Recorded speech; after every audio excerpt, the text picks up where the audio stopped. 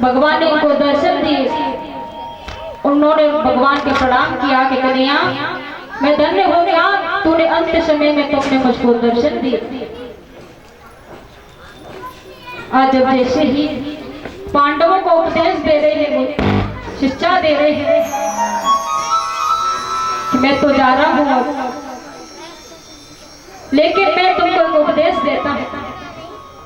तुम राजा हो, इसलिए मैं 3 बातें आपको बताता हूं। आज जब समझाने लगे कि अगर तुम्हारे राज्य में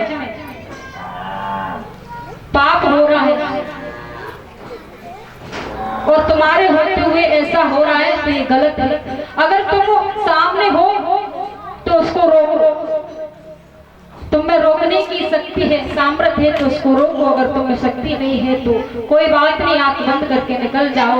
अपने आंखों के सामने कभी पाप होते मत देखो। अगर आपकी शरण में कोई शत्रु भी आ जाए उसको क्षमा कर दो और व्यक्ति का सत्कार करो। आज जब ऋषि बताते हैं तो उन्होंने कहा अगर आपके आंखों के सामने पाप हो रहा है और वो पाप आप देख रहे हो तो वो महापाप है। अपनी आंखों के सामने देखना महापाप है, इसलिए अपनी आंखों के सामने कभी पाप होते मत देखना। जब बता रहे हैं तभी वहीं पर द्रौपदी खड़ी, उनको हंसी आ जाती है, हंस जाती है। तो जब जैसी हंस जाती है, पितामह ने पूछा कि पुत्री आप क्यों हंसी?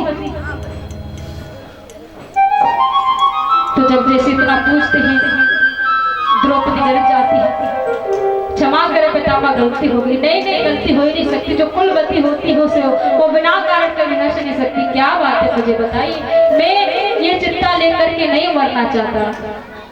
तो जब जैसे बताया द्रौपदी ने कहा कि पितामह आज आप कहते हो कि अपने आंखों के सामने पाप देखना महापाप है, कभी देखना नहीं चाहिए, लेकिन पितामह आपने ये पाप क्यों किया?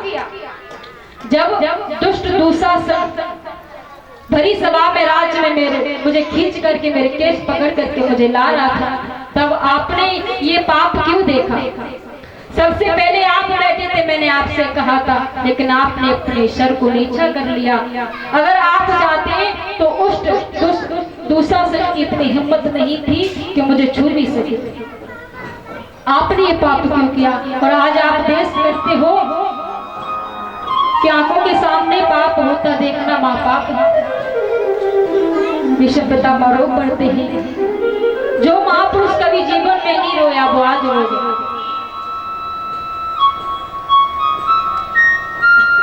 आज भगवान ने उनको दर्शन दिए, अपने विराट रूप के दर्शन देते हैं। दर्शन देने के बाद सभी पांडव अपने राज्य में पधारते हैं और पधारने के बाद महाराज उनको जो भीष्म पितामह है उनको अच्छा मृत्यु का वरदान लगा था। जब तक वो नहीं जाएंगे तब तक उनकी मृत्यु नहीं हो सकती। बड़ी सुंदर कथा है इसकी, मैं बताऊंगी बीच में करूँ। तो आज जब जैसे भगवान के वैकुंठ धाम में वो चले जाते हैं, जाकर के भगवान द्वारका को जाते हैं, जाकर के बड़े प्रेम से रहने लगे। बोली बाल कृष्ण भगवान जय जय श्री राधे। आइए 2 मिनट का भजन करेंगे, मीठी मीठी ताली बजा के।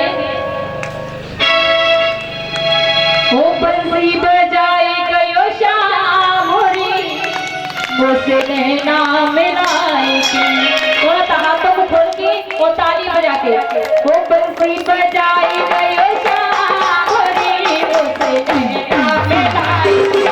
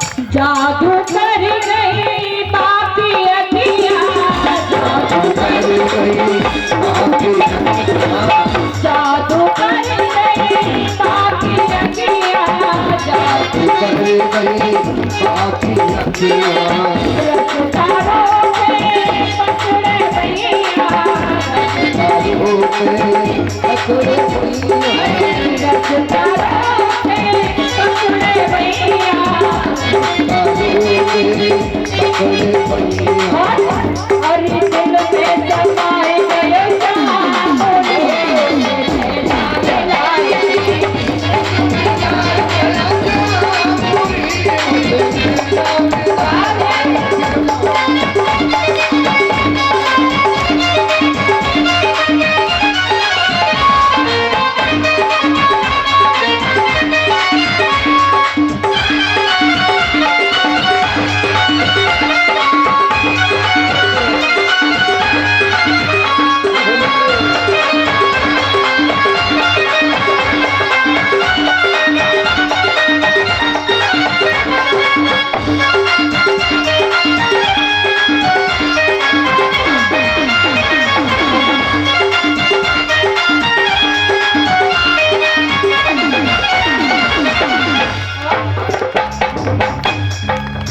मथुरा से वृंदावन आयो मथुरा से वृंदावन आयो मथुरा से वृंदावन आयो मथुरा से वृंदावन आयो बाला कलिया ने तेरा चुरायो आयो तेरा चुरायो अरे बाला कलिया ने तेरा चुरायो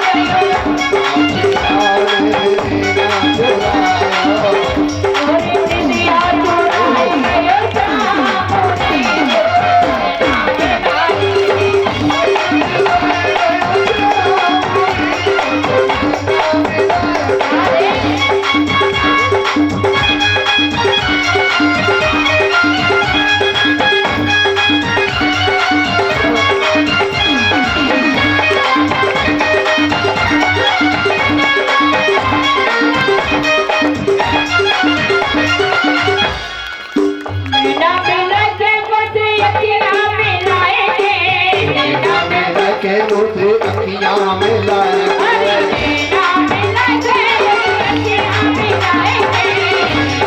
लगे तुझे अखियां में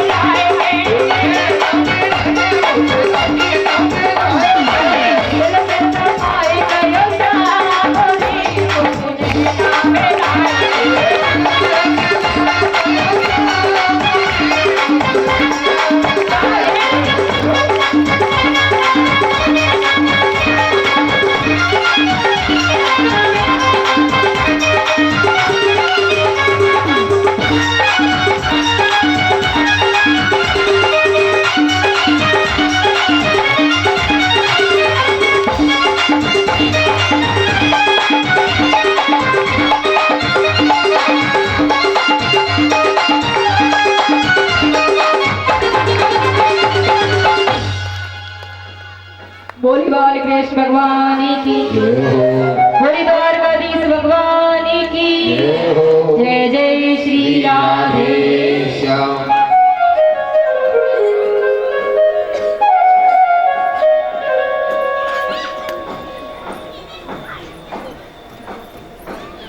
श्री राधे श्री राधे।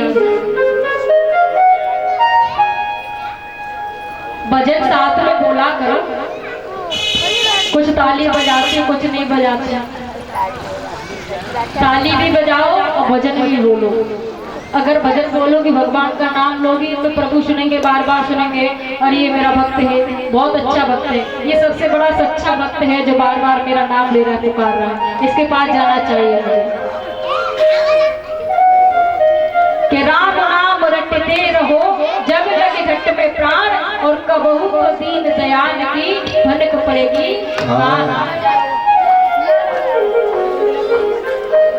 जब भी भजन हो सभी बोला करे साथ में।